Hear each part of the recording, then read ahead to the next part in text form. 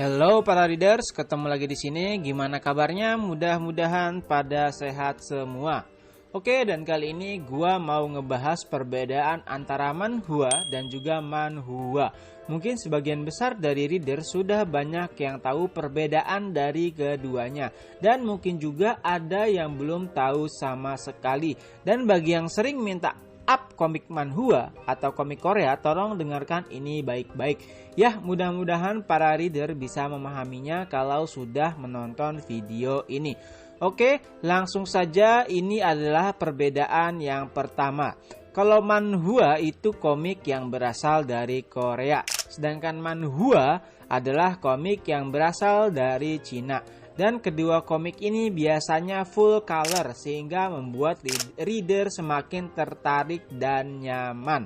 Nah, untuk perbedaan pembacaannya gue juga masih nggak yakin karena kalau dibaca keduanya hampir sama, yaitu manhwa dan juga manhwa.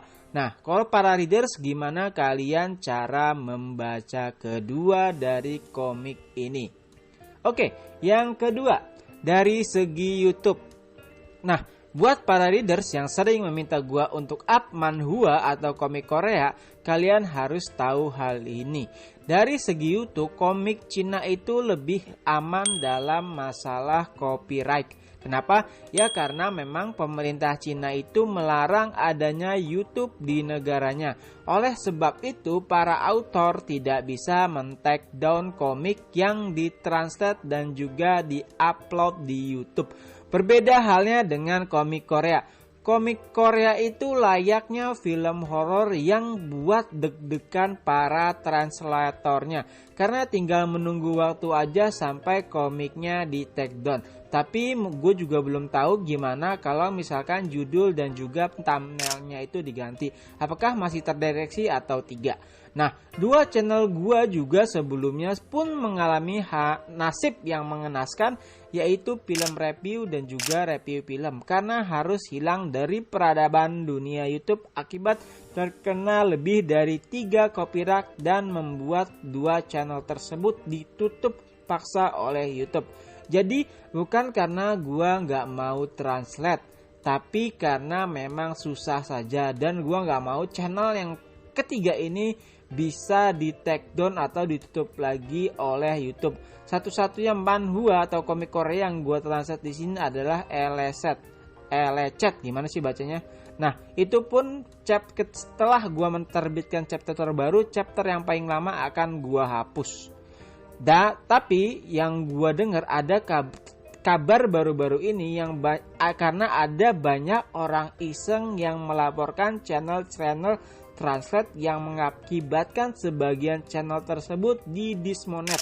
Artinya tidak lagi berpartner dengan YouTube sehingga iklan ditarik. Otomatis tidak akan menerima penghasilan. Ya, salah satunya adalah channel gua atau channel ini, karena channel ini juga setelah dimonetisasi beberapa hari setelahnya langsung dismonetisasi. Ya, semoga si kampret yang sering melaporkan hal tersebut cepat sadar.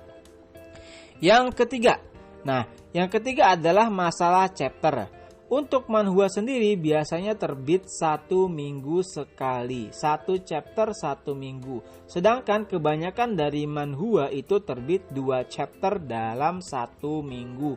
Bahkan ada yang lebih.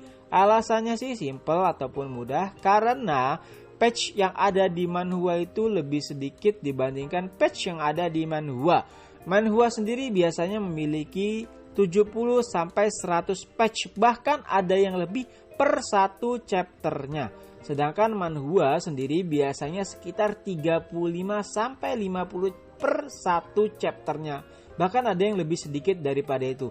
Itulah kenapa mungkin bisa terbit 2 chapter per minggu. Karena jika digabungkan 2 chapter di manhwa itu sama dengan 1 chapter di manhwa.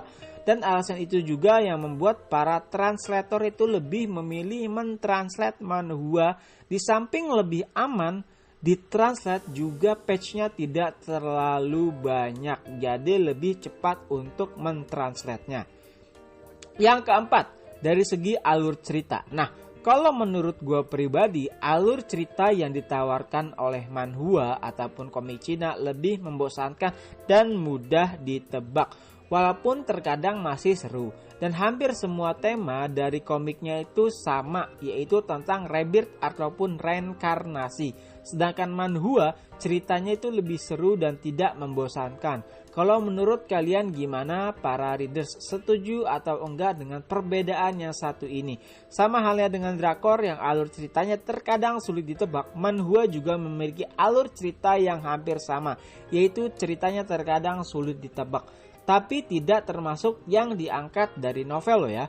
Karena kalau misalkan manhwanya itu diangkat dari novel, otomatis ceritanya bisa ditebak karena kita tinggal membaca saja alur cerita yang ada di novelnya. Nah, sebetulnya ada cara mudah untuk membedakan antara manhwa dan juga manhwa, yaitu nama dari karakternya. Saat para readers itu membaca chapter pertama, pasti akan muncul nama karakter. Jika awalan namanya adalah Park Sung ataupun Kim, berarti kemungkinan besar komik itu berasal dari Korea. Jika awalan nama karakter adalah Lin, Zhou, Chen, pasti komik itu berasal dari Cina. Ya, pahamlah sendiri kalian jika kalian sudah sering membaca manhwa ataupun manhwa. Pasti kalian akan tahu setelah kalian menemukan nama dari karakternya dari mana komik itu berada. Oke. Itu adalah beberapa perbedaan dari manhwa dan juga manhwa yang semoga para readers yang belum paham bisa memahaminya, dan semoga para reader tetap diberikan kesehatan, dan semoga video ini bermanfaat, dan ketemu lagi di video selanjutnya. Bye bye.